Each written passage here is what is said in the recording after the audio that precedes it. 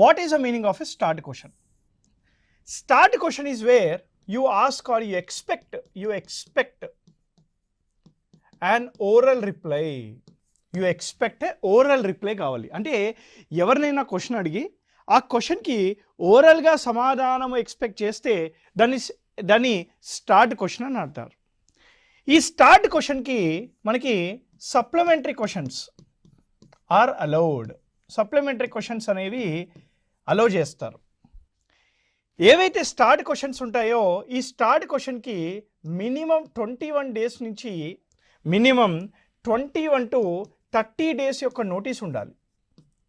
Right, minimum 21 నుంచి 30 రోజుల notice ఇవ్వాలి.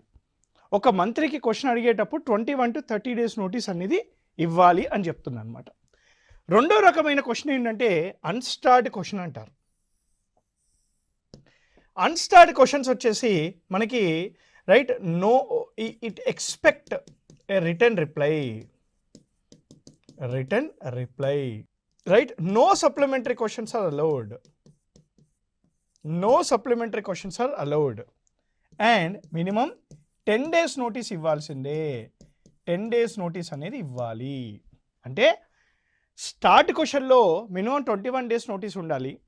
స్టార్ట్ క్వశ్చన్లో క్వశ్చన్ అడిగాక you expect return reply, you expect oral reply. Starred క్వశ్చన్లో సప్లిమెంటరీ క్వశ్చన్స్ అనేవి అలో చేస్తారు. అన్స్టార్డ్ క్వశ్చన్స్లో మనము రిటర్న్ రిప్లై ఎక్స్పెక్ట్ చేస్తాము. అన్స్టార్డ్ క్వశ్చన్లో సప్లిమెంటరీ క్వశ్చన్స్కి అవకాశం లేదు. అన్స్టార్డ్ క్వశ్చన్లో మినిమం 10 days నోటీస్ ఉండాలి. మరి sir what is short notice questions? ఏవైనా కరెంట్ రిలేటెడ్ మ్యాటర్స్ మీద, అర్జెంట్ పబ్లిక్ ఇంపార్టెన్స్ మీద ఒక క్వశ్చన్ అడగాలి అని అంటే విత్ 1 day నోటీస్ ద్వారా ఈ యొక్క షార్ట్ నోటీస్ క్వశ్చన్ అనేది అడగవచ్చు. ఈ షార్ట్ నోటీస్ క్వశ్చన్కి కూడాను we can expect A right oral reply.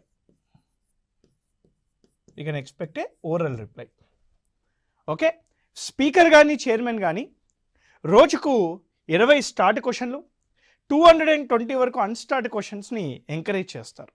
ఇది as per the discretionary of the presiding officer మనకి షార్ట్ నోటీస్ క్వశ్చన్స్ కూడా ఉంటాయన్నమాట.